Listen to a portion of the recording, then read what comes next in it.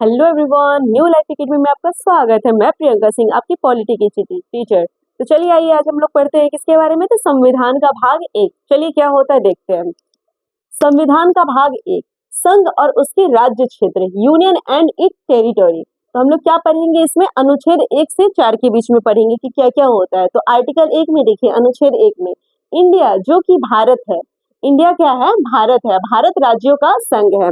आप देखते होंगे कि इंडिया को हम लोग जम्बूद्वीप, आर्यवर्त काफी नाम से जानते हैं, परंतु इंडिया का एथेंटिक दो ही नाम होता है, एक इंडिया और एक भारत। संविधान में आपको दो ही नाम मेंशन किया होगा, एक जो अंग्रेज देके गए हैं, दूसरा क्या हमारा भारत का मूल्य मूल्य नाम है, ये हमारा क्या है, भारत है। तो चलिए आइए हम लोग पढ़ रहे हैं क्या है, भारत राज्यों का संघ है। तो संघ क्या होता है, तो देखिए हम लोग देखते हैं संघ जो कि यूनियन है, फेडरेशन और महासंघ। संघ क्या है, भारत का संघ राज्यों के मध्य हुए समझौते का परिणाम नहीं है। क्या है, भारत का जो संघ है राज्य के बीच हुए समझौते का परिणाम नहीं है। क्या है, संघ से ही राज्य बने हैं, ना कि राज्य से संघ बना है।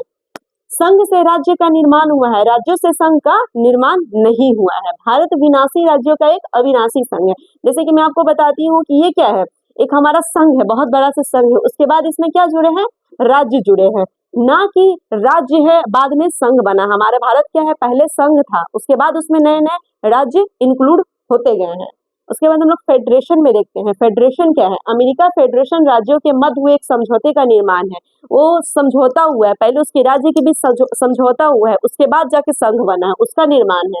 राज्य से संघ का निर्माण हुआ है, ना कि संघ से राज्य का निर्माण हुआ है। इंडिया से जस्ट अपोजिट है, इसमें राज्य से संघ का निर्माण हुआ है, पहले राज्य बने उसके बाद जाके संघ बना, परंतु इंडिया में ऐसा नहीं हुआ है। अमेरिका अविनाशी राज्यों का अविनाशी या विनाशी संघ है। अब देखते हैं महासंघ। महासंघ क्या होता है, जब कुछ स्वतंत्र राष्ट्र आपसी समझौते के माध्यम से संघ का निर्माण करते हैं तो उसे महासंघ कहते हैं। जैसे कि स्वतंत्र राष्ट्र आपसी संबंध से अपना महासंघ का निर्माण करते हैं।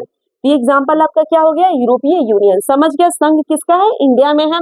फेडरेशन जो कि आप देख रहे हैं वो कहाँ का है, अमेरिका।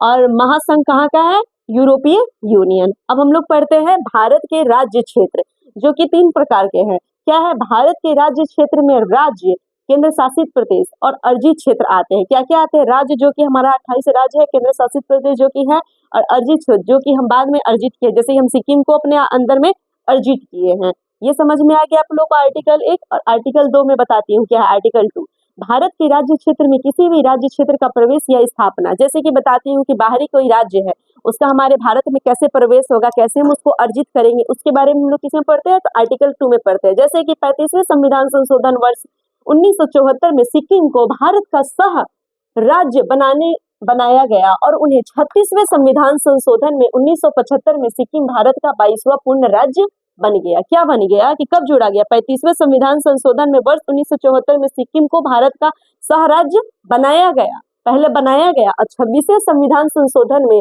1975 में सिक्किम को क्या हो गया, 22वां राज्य पूर्ण रूप से बना दिया गया।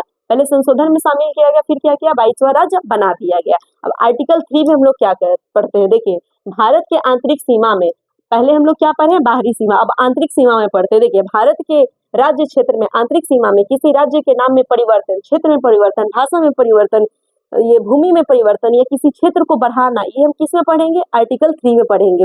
आंतरिक सीमा के बारे में हम आर्टिकल 2 में, बाहरी सीमा के बारे में आर्टिकल 2 में पढ़ते हैं, परंतु आंतरिक सीमा में जो भी परिवर्तन होता है वो हम किस में पढ़ेंगे, आर्टिकल 3 में पढ़ेंगे। परंतु 2 शर्त है इसका, क्या है, देखिए 2 राज्यों को मिलकर एक नया राज्य बनाना, इस प्रकार से सभी परिवर्तन ऐसे विधेयकों को लाने के लिए 2 शर्तें होती है। क्या होती है, पहली 2 शर्तें देख लीजिए, राष्ट्रपति की पूर्ण सहमति से लाई जाती है।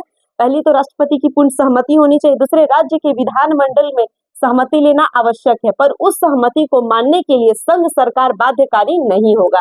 जो हमारा संघ सरकार है, इसको मानने के लिए बाध्यकारी बीच में नहीं होना चाहिए। हमें किसकी आवश्यकता चाहिए, परंतु पहले राष्ट्रपति की, दूसरा किसका चाहिए, राज्य में विधानमंडल की सहमति चाहिए। किसमें बदलाव लाने के लिए, आर्टिकल 3 में बदलाव लाने के, हमारे आंतरिक में जो भी हमारे देश में आंतरिक हमारा जो भी बदलाव लाना है, किसमें लाना है, आर्टिकल 3 में लाना है। तो कल मैं आर्टिकल आपको 4 पढ़ाऊंगी। आज की क्लास ये समाप्त होती है। Okay bye.